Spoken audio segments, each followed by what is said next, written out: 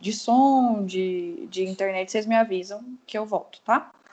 Então, hoje a gente vai dar início ao nosso programa de medicina do sono, programa tão esperado que a gente conseguiu bolar, que está sob a supervisão do Dr. Bachega e da doutora Adra. E para começar, então, da abertura desse nosso programa, a gente vai começar com a aula de Fisiologia do Sono e Classificação Internacionais dos Distúrbios do Sono. Então, o sono, ele, então, é um estado fisiológico especial que ocorre de maneira cíclica, com comportamentos que vão alternar aí do repouso à atividade, que vão compor um ciclo que a gente chama de ciclo sono-vigília. E quando a gente fala sobre a questão da evolução do sono, a gente vê que ele é uma característica fisiológica presente desde estruturas animais tão rudimentares como inferiores até aos insetos. E chegando hoje em dia até todo o padrão que a gente conhece, começando principalmente pelos mamíferos, né? Então, gatos e cachorros, macacos chegando no ser humano. E a gente vai dar, então, início a entender como que funciona todo esse processo e como ele é importante dentro da nossa fisiologia do corpo humano, quanto também dentro das patologias que a gente vai estudar daqui para frente. Falando, então, um pouco sobre os ritmos biológicos, existem, então, esses ritmos que são ordenados por tempo, né, que a gente separou eles por tempo, mas que vão influenciar na nossa vida de maneiras diferentes. Então, a gente divide os ciclos biológicos em 3 tipos: os ritmos circadianos, ultradianos e infradianos. Sendo que o ciclo circadiano, que é o que a gente geralmente mais conhece, o maior exemplo dele é o nosso ciclo sono-vigília, né, que acontece com a periodicidade em torno de 24 horas. Os ritmos ultradianos, geralmente são ritmos que acontecem com uma periodicidade menor do que 24 horas. Por exemplo, o ritmo do batimento cardíaco. E os ritmos infradianos são ritmos que ocorrem com uma periodicidade maior aí de que 24 a 28 horas. Entre eles, por exemplo, o ciclo menstrual, o ciclo das marés. Então, quando a gente começa a falar um pouco da fisiologia do sono, a gente tentar entender a cronobiologia do sono, a gente vê essa dicotomia que existe, né? E isso sempre aconteceu por conta dessa parte que tem entre o nosso dia, né? Por conta do nosso espaço dentro do sistema solar, então a divisão que existe de dia e noite, e isso influencia dentro do nosso ciclo biológico, que a gente chama do ciclo sono-vigília. Então, para falar de sono, para começar a falar de sono, a gente tem que entender que existe também a parte da vigília. Então, começando pela parte da vigília, então, a capacidade do indivíduo que a gente tem de se adequar, né, ao ciclo sono-vigília, ele vai ser guiado por elementos tanto externos quanto internos. E eles dois esses elementos, tanto externos quanto internos, eles vão interagir para manter a manutenção desse ciclo circadiano. Esses elementos externos, começando a falar um pouco, eles são chamados de Zeitgebers. Eu não sei falar alemão, então vai sair desse jeito mesmo. E o que significa isso? Então, os exemplos mais deles são a luz, o calor do dia, a alimentação, a temperatura, a redução ou o aumento dela. Eles vão ser elementos que, junto com vários outros elementos, eles vão condicionar a gente a manter um ritmo de atividade que vai ser alternada com repouso e com repouso intercalado com atividades de digestão, eliminações fisiológicas dentro do padrão circadiano. Então, do ponto de vista externo, a gente tem esses fatores que influenciam, e do ponto de vista interno, a gente tem a parte endógena, né? Que é como o organismo ele funciona para que esses ciclos funcionem, para a gente ter essa alternância entre ciclo sono-vigília. Então, o ser humano, ele vai ter esses ciclos complexos que a gente vai começar entendendo da parte das estruturas a partir da luz, e depois a gente vai falar um pouco mais de secreção hormonal e neurotransmissores, que todos juntos vão compor parte, né? Vão se acoplar junto com os sincronizadores externos para permitir que esse biorritmo aconteça. Então, nos mamíferos, né, geralmente aí falando do ser humano em especial, a gente vai ter, então, a estimulação do sol, ela vai estimular a nossa retina, e através de vias aferentes do trato retino-hipotalâmico, ele vai mandar informações, um input positivo para o núcleo supraquiasmático, que é localizado no hipotálamo. E ele é conhecido como o nosso relógio biológico endógeno. Então, essas mensagens que vão ser levadas desse trato, eles vão para esse núcleo e vão estimular esse núcleo. Esse núcleo supraquiasmático, ele tem neurotransmissores que são GABAérgicos. Então, quando a gente lembra um pouquinho mais sobre esses neurotransmissores, é importante lembrar que eles são neurotransmissores inibitórios. Então, eles vão agir inibindo. Então, a partir do estímulo deles, eles vão agir inibindo, vão fazer conexões com outros núcleos do hipotálamo, do prosencéfalo basal e do tálamo. E dentro desses núcleos hipotalâmicos, a gente vai ter o núcleo paraventricular. Esse núcleo paraventricular, no hipotálamo, ele vai fazer conexões, vai enviar axônios para a medula, ali ao nível de T1 e T2, e vai influenciar os neurônios pré-ganglionares simpáticos. Vai ter uma conexão dessa parte hipotalâmica com a parte do sistema nervoso simpático. A partir desse núcleo, dessa estimulação do sistema nervoso simpático, a gente vai mandar os neurônios pós-ganglionares, são eles que enviam informações para a glândula pineal e eles vão fazer a atividade da liberação da melatonina. Só um minutinho, gente. Vocês têm paciente, né? Pera. Tem. Tá tranquilo. A ver vocês. Só o meu chefe, porque, gente, eu tô no plantão. Desculpa. Então, eles vão agir, né? O sistema nervoso simpático, ele vai inervar a glândula pineal, cuja atividade vai resultar na síntese e liberação de melatonina. Então, quando a gente tem um fotoperíodo, né? Começou o fotoperíodo, começou o estímulo de sol, a gente vai estimular o núcleo supraquiasmático, que vai inibir, então, o sistema nervoso simpático, inibindo a glândula pineal, diminuindo a liberação de melatonina. Então, por isso que a gente se mantém, não tem liberação de melatonina, não tem estimulação do sono. O contrário também é verdadeiro. Então, a partir do momento que diminui o fotoperíodo, né? Então, vai estar à noite, não tem estimulação da retina, não vai ter esse estímulo do núcleo supraquiasmático, não vai ter a parte inibitória do núcleo paraventricular, que vai estimular, então, o sistema nervoso simpático, estimulando a liberação de melatonina e induzindo o sono. Todos esses estímulos juntos, aqui tem outro esquema falando um pouco disso, todos esses estímulos sensoriais, então, a partir de, como o próprio fato do indivíduo tá em pé, a estimulação proprioceptiva, então, os estímulos visuais, auditivos, olfatórios, todos esses que estão ao nosso redor, eles vão ser carreados, né, para o tálamo e para o córtex, promovendo a vigília. E isso vai ser feito por conta dentro, né, todos esses inputs auditivos que a gente consegue ver na imagem, na segunda imagem, vão subir pela formação reticular e eles vão inervar e vão mandar mensagens para todo o córtex, a partir dentro do sistema ascendente, né, da formação reticular, e vão ter essa ativação difusa do córtex, informando para a gente, eu preciso estar acordado, tenho estímulos externos, além do meu relógio biológico. Essa alternância que a gente tem de vigília e sono, na primeira vista, ela dá uma impressão de que o sono ele é passivo, né? De que ele é um fenômeno que ele é passivo, como se a gente fosse desligado passivamente. Mas isso, na verdade, é o contrário, né? Isso é um processo, esse desligamento que a gente tem, ele é um processo ativamente induzido. E aí, geralmente, a gente entende isso quando a gente vê que os circuitos neurais específicos, né? O sistema nervoso central, ele vai ter conexões que com certeza eles vão ligar e desligar, e quando a gente adormece, a gente não faz isso aos poucos, né? Não é como se fosse dentro de uma casa, que a gente vai, desliga a tomada, desliga o ventilador, desliga a luz, deita e dorme. Não, ela é feita de uma vez. Então, não é feito passivamente, mas ele é feito de uma vez. E isso acontece por todas essas conexões que a gente tem dentro do sistema nervoso central. Então, em linhas gerais, o estado da vigília ela vai ser promovido pela essa ativação constante do sistema reticular ascendente. A partir do momento que a gente não tem esses estímulos externos e começa a ter uma mudança do microclima, uma mudança do microclima dentro do nosso sistema nervoso central, a gente começa o processo do sono.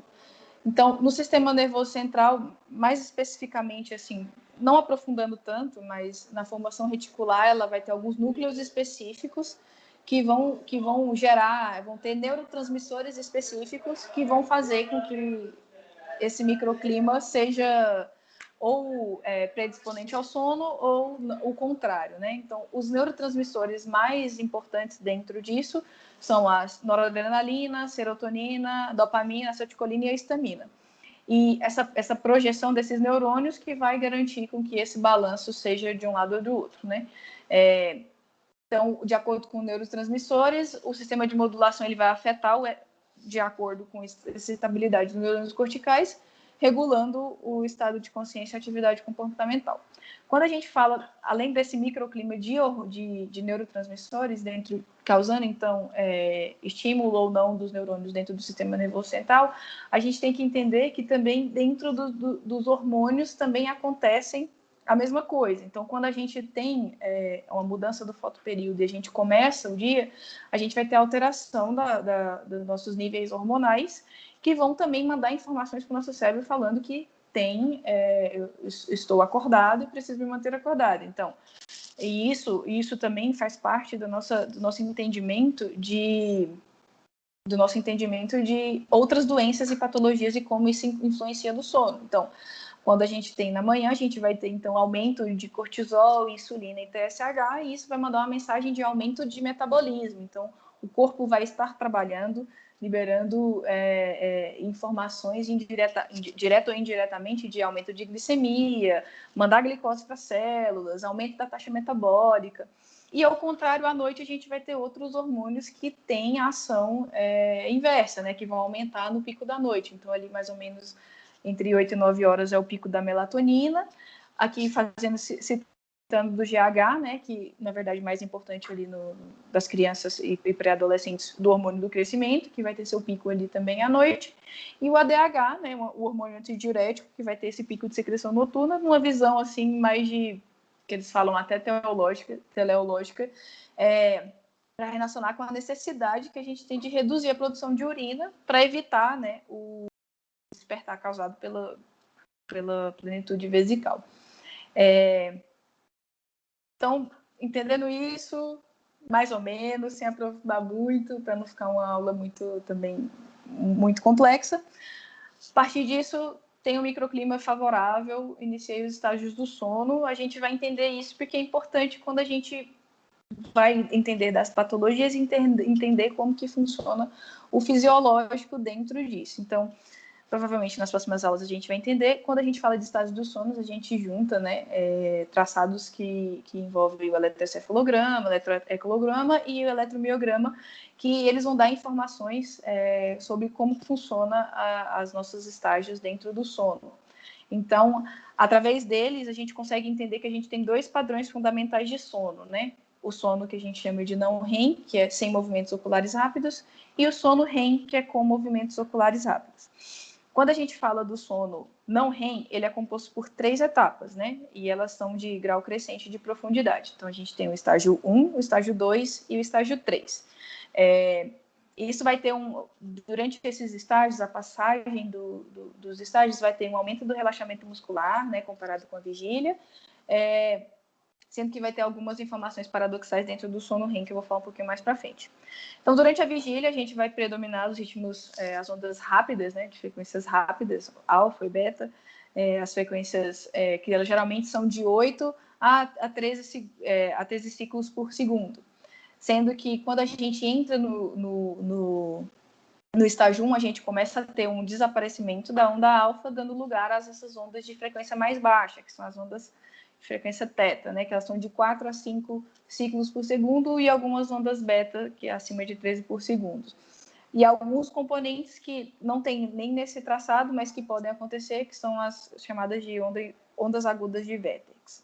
Quando a gente passa e esse estágio 1 é o estágio da sonolência, né, início do sono. Quando a gente passa para o estágio 2, a gente tem, além do aumento dos componentes delta, que são as ondas mais lentas, né? Gente, vocês estão escutando meu áudio bem ou tá falhando? Tá ótimo, pode continuar. Ah, tá, não, beleza. Então, no estágio 2, quando a gente entra no estágio do sono o início do sono leve, vai ter um aumento das ondas delta no traçado e alguns outros ritmos que estão mostrados aqui nesse esquema, que são os fusos de sono, que são esses surtos de atividade rítmica, que são de 12 a 14 ciclos por segundo, com média de duração aí de 1 a 5 segundos, e os complexos K, que são essas ondas lentas, essa segunda onda é verde, são ondas lentas, bifásicas, aí de alta amplitude, acompanhadas ou não desses fusos de sono. Eles podem vir juntos ou separados. No estágio 3, é o estágio de sono profundo, né? Então, vão ter as ondas delta, que são essas ondas que estão demonstradas aí no traçado, que elas são mais lentas e com amplitude mais alta. Esse é o que a gente chama de sono profundo.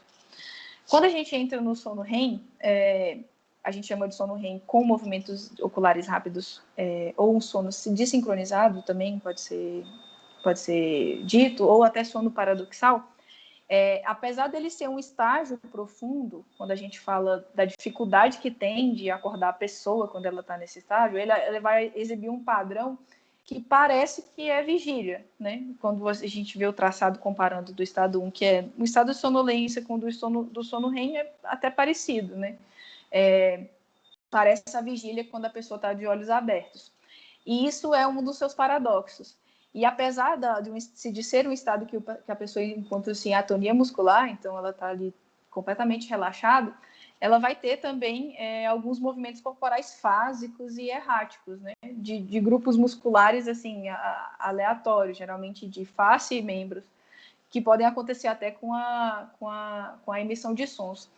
As ondas características desse sono são as ondas em dente de serra, né? Que estão demonstradas aí, não sei se vocês conseguem ver, mas está em azul. Que é essa atividade rítmica que varia ali na faixa das ondas delta e teta, que são mais ou menos são ondas rápidas, né, de 2 a 5 ciclos por segundo. Elas têm esse aspecto meio serrilhado. E elas são essa marca do sono REM, né? Dentro do sono REM também a gente tem uma atividade metabólica que ela mostra, né, quando a gente avalia dentro dos estudos de sono, ela mostra que tem uma atividade metabólica presente dentro do sono. Então, ela parece, um dos paradoxos também, né? Parece, em comparação com a vigília, parece que está em vigília, né? E isso demonstra que, dentro dos estudos, quando eles começaram a entender que o sono ele não é necessariamente um estado de repouso, né? Para só economia energética. Então, aqui é só relembrando, né? Então, no sono REM, a gente tem no sono não REM. Ai, tá escrito errado. Mas é sono não REM. A gente tem os estágios 1, 2 e 3. E no sono REM, que tá ao contrário, as ondas em dente de serra. Então, falando um pouco da arquitetura do sono, em condições normais, né? Estudando o normal, o indivíduo ele vai iniciar o sono pelo estágio 1, né? No estágio não REM, que a gente consegue ver que esse W é wake, né? Então, a pessoa de vigília acordada vai começar no sono 1, o estágio 1 do sono não REM. E ele vai ter um tempo de latência aproximado aí de 10 minutos. Após alguns minutos, após esses 10 minutos do sono 1, ele vai ter um aprofundamento para o sono estágio 2, né? E que vai se tornando mais difícil de acordar essa pessoa. Após 30 a 60 minutos, a gente já se instalou o sono de ondas lentas, né? O estágio 3. E vai ter interpenetrações de todos os estágios no decorrer dessa etapa mais profunda do sono não REM. Mais ou menos ali com 90 minutos, a gente vai ter o primeiro sono REM, que aí a gente consegue ver que é o primeiro pico que está preto, né? É o primeiro sono REM que o indivíduo tem. Ele vai ter uma duração pequena, porque na primeira fase da noite a gente tem uma duração pequena desses ciclos. Ele vai ter ali mais ou menos de 5 a 10 minutos. Completando, então, o primeiro ciclo não REM do sono noturno. Depois que a gente sai do sono não REM, pode acontecer alguns microdespertares, então ali de 3 a 15 segundos, que não é que demonstre que a pessoa acordou completamente, né? Não quer dizer que ela vai acordar e nem que ela vai lembrar disso. Mas pode acontecer esses microdespertares e vai ter a mudança para o estágio 1, novamente, né? E aí vai ficar alternando aí do estágio 1 para o estágio 2 do sono não REM, ou então passando diretamente para o sono 3. E em seguida vai se aprofundando e aumentando esse tempo de latência. Dessa forma, durante uma noite de sono de aproximadamente 8 horas, a gente vai ter de 5 a 6 ciclos de sono REM e não REM, né? São essas alternâncias. Sendo que na primeira metade a gente vai ter um curto período, o sono REM ele vai durar menos e o sono profundo vai durar mais. E na segunda metade a gente vai ter um aumento, né, do sono REM, e a gente vai ter diminuição tanto do tempo quanto da ocorrência do sono profundo, né? Então, vai passando da segunda metade, a pessoa vai tendo mais ondas de sono do estágio 1, 2 e REM e vai alternando disso. Então, isso é um hipnograma do sono normal, né? Que a gente vai depois ver as formas patológicas. Então, aqui a gente tem um quadro sobre a classificação, né? Que a segunda parte da aula seria a classificação dos distúrbios internacionais, classificação internacional dos distúrbios do sono, que vai ser de algumas coisas que a gente vai estudar também dentro do nosso programa, né? Então, a letra A vai ser os transtornos de insônia, né? Então, todos esses transtornos que tem relacionados à insônia de insônia crônica, de curto prazo, sintomas isolados que podem causar variantes da normalidade. A gente vai estudar também tempos respiratórios relacionados ao sono, então vão ter os distúrbios respiratórios de apneia obstrutiva, no caso aqui a classificação tem apneia central, mas não tem dentro do nosso programa. Transtorno de hipoventilação relacionados ao sono. Outra categoria que a gente também estuda dentro de sono, transtornos de hipersonolência central, então narcolepsia, síndrome de Kleine-Levin, hipersonolência idiopática, transtornos do ritmo circadiano, né, do ritmo sono-vigília, então os tipos de atraso da fase do sono, tipos de avanço da fase do sono, um sono-vigília irregular. Temos também as parassonias e os transtornos no movimento relacionado ao sono, né? Então, síndrome das pernas inquietas não vai ser algo que a gente vai entrar tanto dentro do nosso programa, mas quando a gente pensa nessa classificação internacional, a gente consegue dividir dentro desses seis tópicos aí dentro de medicina do sono, né? É uma coisa muito ampla. Doutorada, se a senhora quiser fazer alguma consideração. Oi, tá me ouvindo? Vocês estão me ouvindo? Sim. O tema é uma especialidade médica hoje em dia, né? Então, existe residência de medicina do sono hoje em dia, que é bem novo. Então, assim, toda a bibliografia, estudo, avanço, medicamento, tudo isso é muito recente.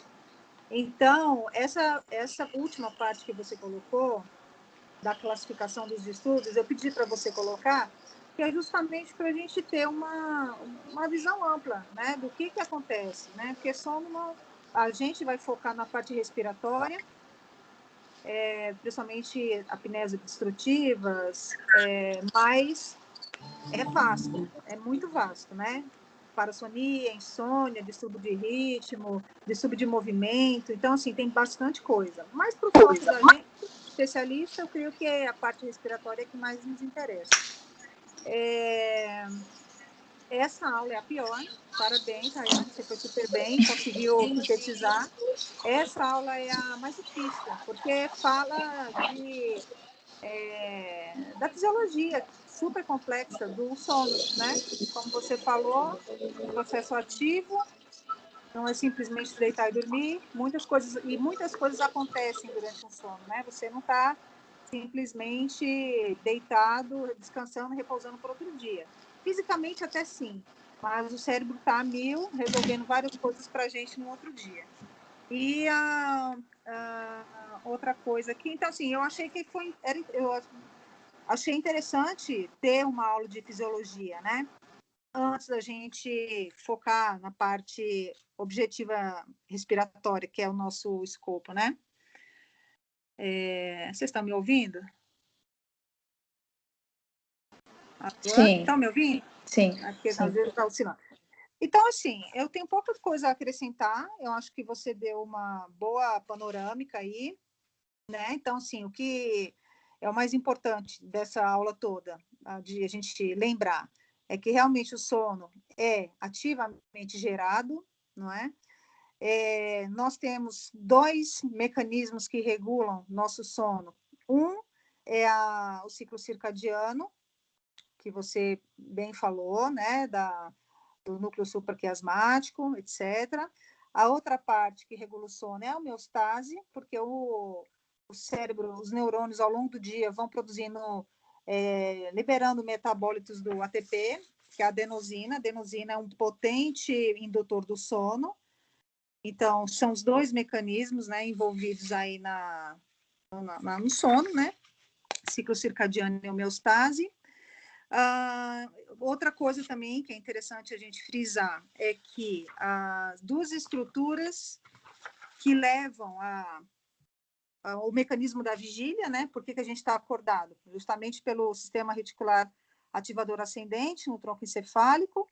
São basicamente 5 estruturas, eu vou falar a título de curiosidade, se não precisa aprofundar nisso, mas é formação reticular, lóculo cerúleo, substância negra, área tegmental ventral, tegmento mesopontino e ráfio dorsal. Essas estruturas liberam o quê? Glutamina, acetilcolina, noradrenalina, dopamina e serotonina, que você também falou na sua aula. E também tem um outro sistema que é o hipotálamo, né? O hipotálamo já vai com outros neurotransmissores, que é a histamina e a hipocretina. A histamina, tanto é que quando a gente usa anti-histamínicos, tendemos ao sono, né? Porque a histamina é um dos neurotransmissores que ativam, né? Que causam a vigília. Então, assim, basicamente são esses os mecanismos. É complexo, tem muito detalhe, mas eu acho que não vem ao caso. Vocês acharam que estava um livro de neuroanatomia, né? Eu também não vou forçar a barra aqui, não, porque neuroanatomia sem imagem é impossível. O que mais? Deixa eu ver se eu tenho algo aqui a acrescentar. Talvez apenas acrescentar, você falou sobre alguns hormônios que elevam durante o sono e elevam durante a vigília, né? Isso é interessante também, sempre a gente lembra disso. Sistema nervoso central, cardiovascular, sistema cardiovascular e o metabólico, intrinsecamente ligados ao sono, né? Quando a gente não dorme bem, um dos 3, se não os 3, vão estar comprometidos, além até mesmo do sistema imunológico, né? Que a gente precisa dormir para consolidar nossa imunidade. Que mais? Eu acho que basicamente é isso. Eu não sei se alguém tem alguma dúvida. Se tiver, a gente tenta esclarecer aqui da melhor forma.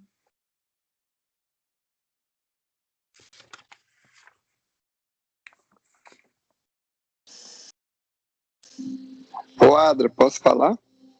Deve. Não, só fazer um parênteses aqui.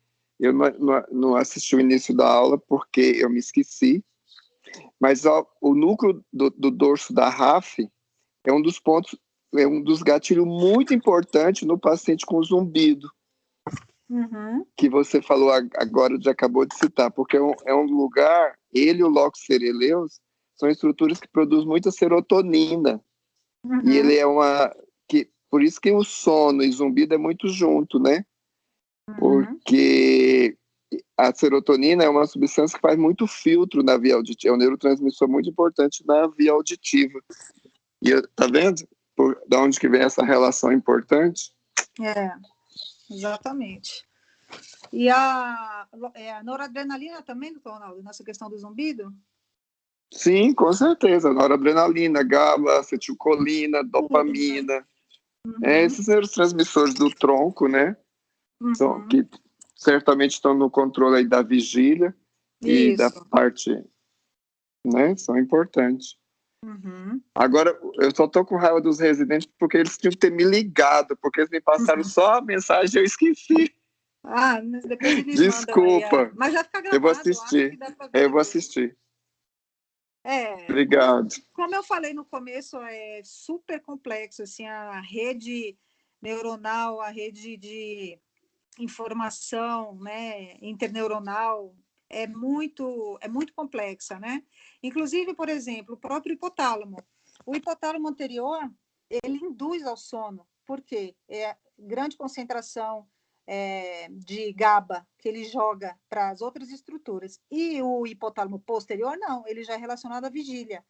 Então, dentro da mesma estrutura, vários núcleos diferem entre si, né? Assim, um favorece o sono, o outro favorece a vigília. Então, assim, realmente o hipotálamo ele tem várias estruturas que vão jogando certos neurotransmissores e levando à ativação cortical, aí leva para tratos descendentes, para levar a inibição motora, né? Então, assim, a rede é bem complexa, mas é fascinante, né? A gente saber que realmente isso tudo não é aleatório, é tudo orquestrado e segue um raciocínio, né? Segue uma lógica. Então, assim, é bem interessante mesmo o mecanismo da vigília e do sono, né?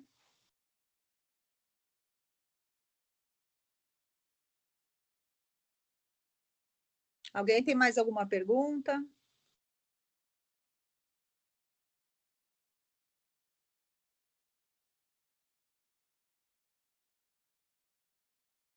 Alô?